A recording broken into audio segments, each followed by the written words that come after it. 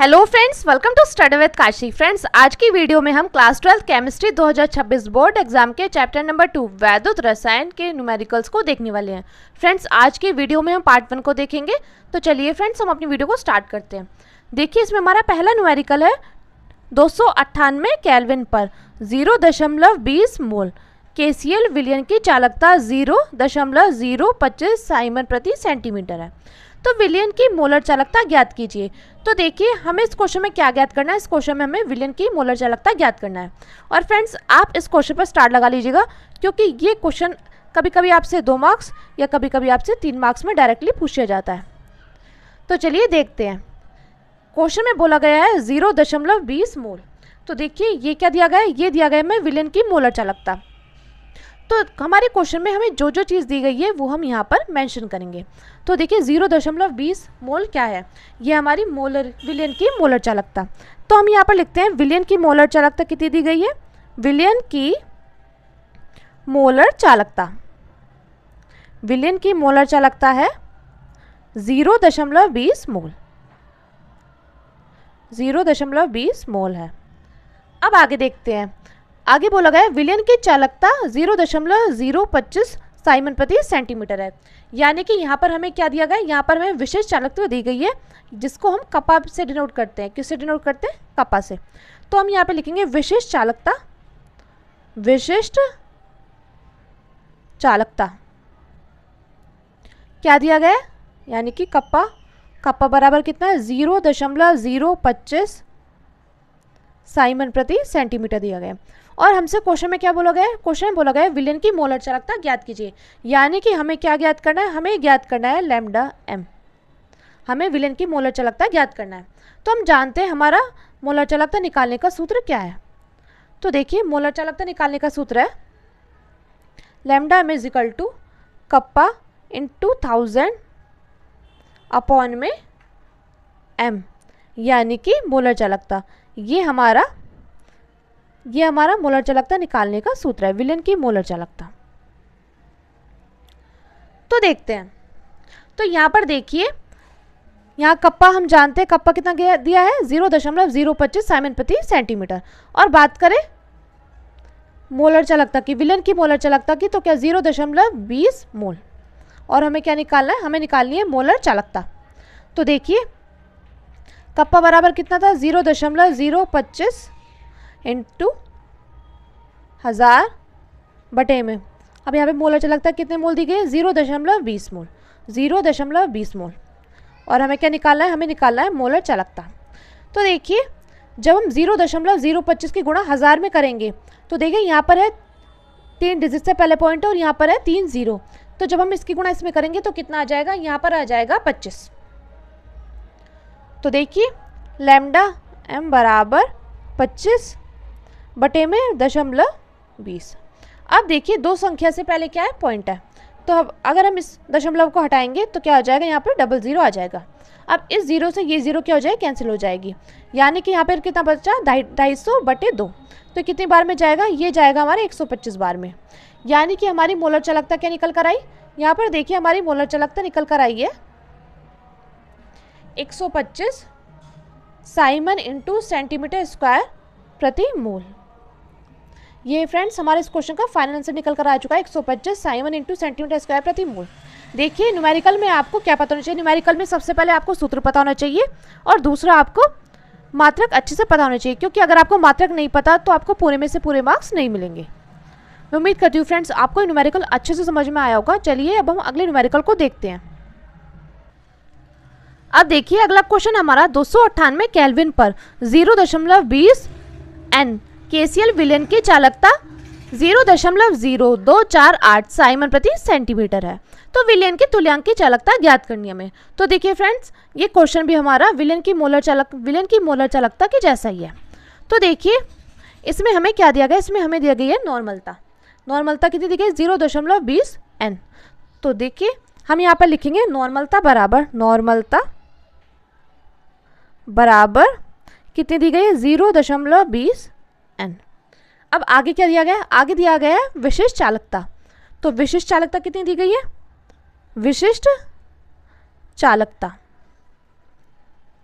ये दी गई है हमें, यानी कि कप्पा कितना दिया गया, 0.0248 साइमन प्रति सेंटीमीटर दी गई है। और हमसे क्या पूछा है, हमसे पूछा है विलयन की तुल्यांकी चालकता ज्ञात कीजिए। यानी कि हमें क्या ज्ञात करना है, हमें ज्ञात करना है लैम्डा EQ, ये हमें ज्ञात करना है। तो हम जानते हैं कि हमारा तुल्यांकी चालकता निकालने का सूत्र क्या होता है, lambda EQ equal to kappa into 1000 बटे में n, यानी कि नॉर्मलता। ये हमारा तुल्यांकी चालकता निकालने का सूत्र होता है। तो अब हम लोग क्या करेंगे, अब हम लोग यहाँ पर वैल्यू को पुट कर देंगे। तो देखिए lambda EQ is equal to K, kappa का मान 0.0248 इंटू 1000 बटे में n, यानी कि नॉर्मलता। नॉर्मलता कितनी थी, 0.20। अब देखिए यहाँ पर है 0.0248 और देखिए कितने डिजिट से पहले पॉइंट है, 1 2 3 4, 4 डिजिट से पहले पॉइंट है और यहाँ पर है 1000।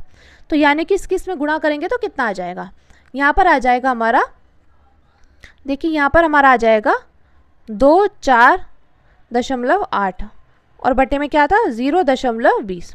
अब देखिए आप यहाँ पर देख पा रहे होंगे 1 डिजिट से पहले पॉइंट है और यहाँ पर 2 डिजिट से पहले पॉइंट है। तो इसको हटाने के लिए हम क्या करेंगे, हम यहाँ पर भी एक 0 लगा देंगे और इस 0 से ये 0 कैंसिल हो जाएगा। तो यहाँ पर क्या बचा, यहाँ बचा हमारा 248/2। तो यानी कि कितने बार में जाएगा ये जाएगा 2 एकम 2, 2 दूनी 4, 2 चौक 8।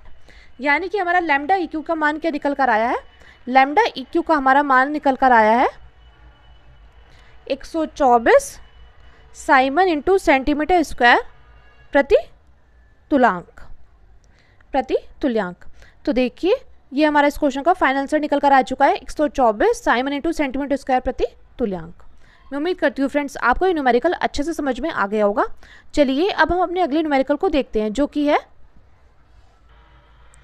तो देखिए अगला न्यूमेरिकल हमारा 25 डिग्री सेल्सियस पर KCl के n/10 विलयन वाले सेल का विशेष चालकत्व 0.025 साइमन प्रति सेंटीमीटर है। यदि सेल का प्रतिरोध 400 ओम हो तो सेल स्थिरांक की गणना कीजिए। यानी कि हमें इस क्वेश्चन में क्या ज्ञात करना है, इस क्वेश्चन में हमें सेल स्थिरांक की गणना करनी है। तो देखिए हमें क्या दिया गया है, हमें नॉर्मलता कितनी दी गई है, नॉर्मलता दी गई है हमें 1/50 n।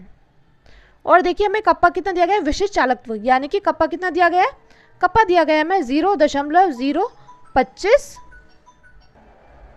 तो कप्पा है 0.025 साइमन प्रति सेंटीमीटर।